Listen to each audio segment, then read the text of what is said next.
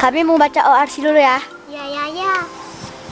There are 4 history teachers in our school. Last year, European history was taught by Mr. Lee. I enjoyed his class very much. China is the one biggest agricultural country. In this world, many kinds of crops are grown in China. This museum is the most famous in Paris. It is visited by thousands of tourists every month. Edison made a lot of money. Soon, he opened a research laboratory.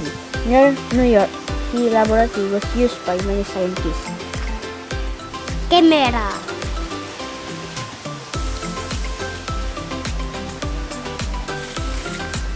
Cap. Edison was interested in history and literature. His father taught him to read a lot. When Edison read a book, he was paid 10 cents. Mark was a good swimmer. He was a good student too.